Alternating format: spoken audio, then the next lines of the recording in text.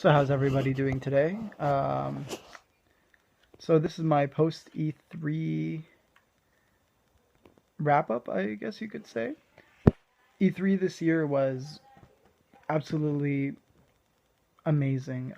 Everything I thought E3 would have been when they first announced it to us that it was going public is pretty much how I imagined it. Um, I was really I was really impressed with just the scope of what everything was. It was in LA, everything was huge. The displays were amazing.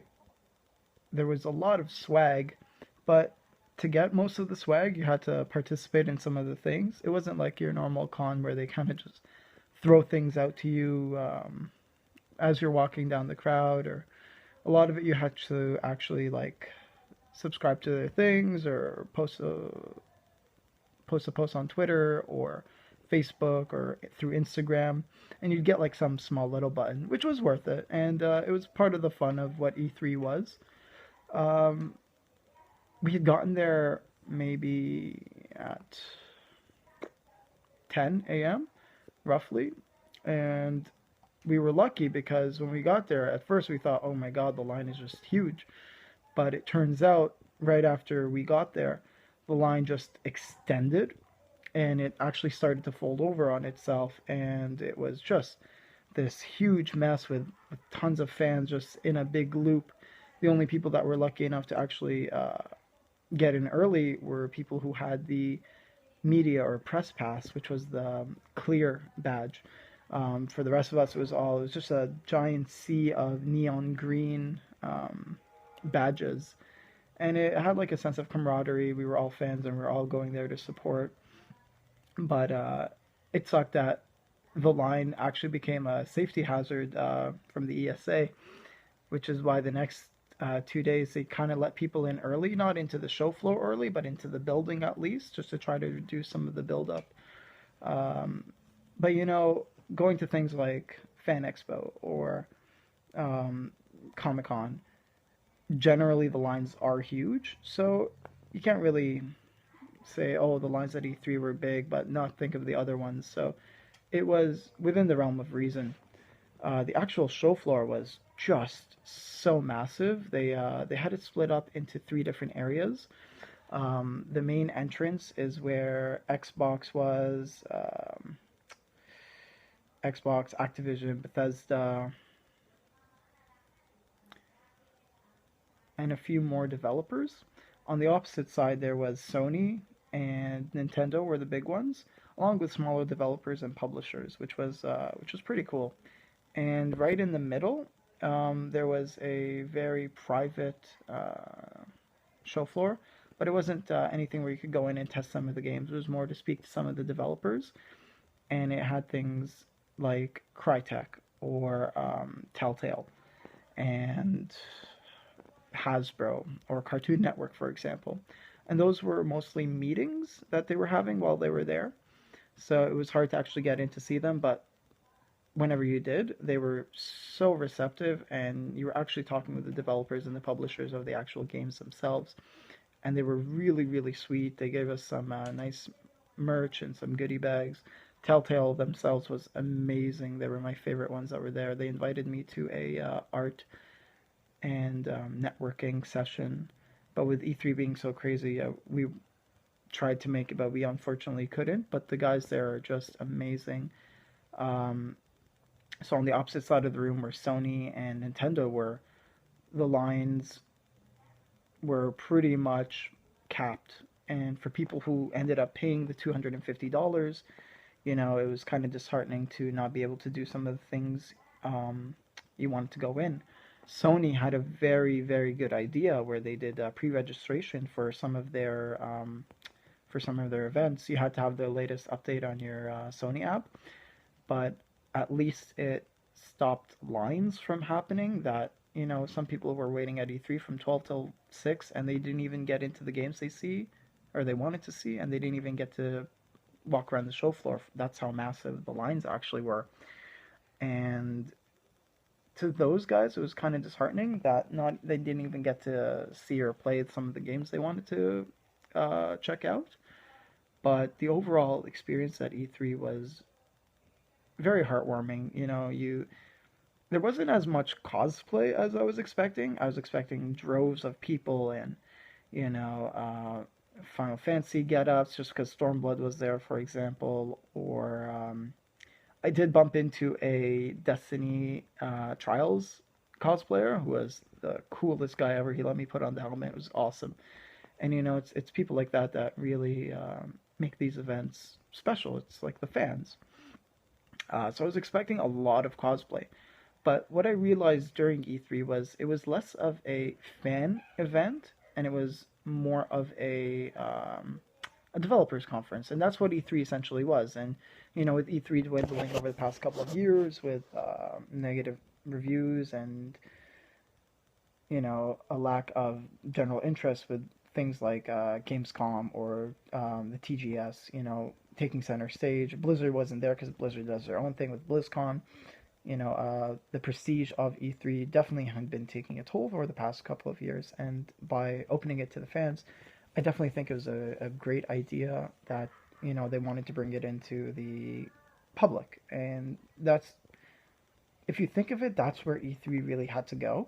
But with how crazy, and it was nuts, um, that the show floor was, I don't think they properly set it up right for the volume of fans that were there. It it was ludicrous. The second you got in, it was a mad dash straight to whichever games it was. On the first day, we barely got in to play any of the games, so what we did was we spent most of the time, seeing the developers, walking the show floor, getting a general scope of how large E3 was, and we barely even got into the Coliseum. That's a completely separate issue. And if you had a fan expo pass, you could actually go into the Coliseum. It was part of your ticket, but it was a very very long wait, and the seats were extremely limited. So to be able to get into what you thought you'd be going to, was just so difficult. You almost had to camp out. And back on track, like the show floor itself was just utter chaos, utter chaos on the first day. You know, people were just bumping into each other. There was a lack of lines. No one knew where exactly to stand or how far to stand. The lines were so long that it would cut into other booths, and you started not knowing if you were standing in the right line anymore for what you were trying to go see, because it wouldn't move, and then you try to get out and see if it's even still going.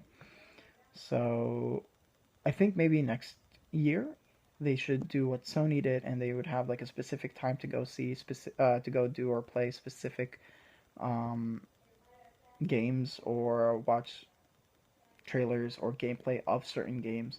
For example, on the third day, my buddy and I were very lucky. They started doing standby, and whoever didn't show up, basically the standby line got in.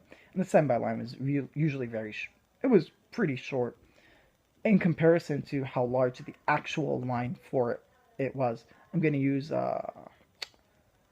Uncharted, for example. They had the line for Uncharted for the new DLC that is coming out for it, and by absolute chance, um, we were walking during the Sony panels, and wouldn't you know it, they had an extra 2 seats available for standby. So we waited in the standby line for literally less than a minute, and the next showing got put in. So that was crazy to see. And then we did that for the next couple of events, and it was honestly, I think that was really smart of Sony to set a time and even have like a standby line in case those people who had set a time didn't actually go and make it, because E3 was just crazy. You say you're gonna go to um, Uncharted for 2:15, but you may not show up. So the people that were there got in, and I think that's like a really smart idea. I think that's what they should do for the next E3 if they keep it open to the fans. Um, the Nintendo good luck even getting into some of the Nintendo activities. Those lines just got immediately capped, even though they had some of the best swag that was there. They had the cool little Mario hat, and there were so many things to see, like the new Mario game, ARMS. Actually, it was really cool. They were doing their own tournament for ARMS, and you actually got to witness it on the show floor. This is the opposite side. On the other side, they had the actual. They had things like Quake, for example, that were being broadcast, and people were fighting online, and you could watch those. And then outside, they had a huge presentation for Twitch. It was right at LA Live, and they were playing lots of games like Tekken and Street Fighter, and I don't recall if Quake was there, for example, but it gave it at least a different venue. Okay, if you didn't want to watch it inside, you could go outside, walk around LA Live, downtown. You had the sights around you, and that was really great too. So my post E3 wrap up was exactly what I expected it to be, disorganized chaos. But there was a huge sense of camaraderie while you were there with the other fans. It was great to see the support, and the developers that were there genuinely seemed happy that we were there. You know, they talked to us. They told us about the Bethesda guys, for example. They were so cool. We ended up playing Morrowind, and I've never played Morrowind, so I had absolutely no idea what I was doing. But some of the employees kind of got behind me and told me exactly what to do and what my objectives were while I was playing. And it was a solid like 20-25 minutes of gameplay, and they were just like cheering me on, and it was really good to see like community involvement from Bethesda's part to to support the fans. And I didn't know what I was doing at all. My buddy who had played Elder Scrolls Online knew exactly what to do, but he was in his own little world, and I was trying to get in mine, but I was like, what am I doing here? And they were just really really cool, and they were almost cheering you on while you're playing, and it was great of them to do that. And then when we got into we were the last people that played Quake on day 2, and I hadn't played Quake since the glory days, you know, LAN parties and everything, and just playing Quake again with the Bethesda team right next to me was just the coolest thing in the world. And they gave us some swag after, and they talked to us. How did they like the game?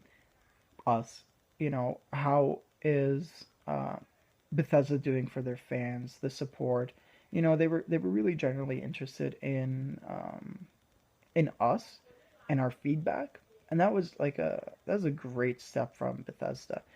You know, it, the genuine interest, for what we think is just exactly how it should be, and the support they gave, so that was one of the highlights, I'd like to think. But overall, I loved E3, and I'd go again if I could. Um, I definitely, now that I have a grasp of what to do and how to view the events, I'd plan it out a little bit better. But for the first time and being there with the first hundreds of thousands of people, it was a great eye-opening community experience, and I hope I get to go again soon. Anyways, thank you for watching, and I hope you guys are having a good day wherever you are, and enjoy. Zahi out.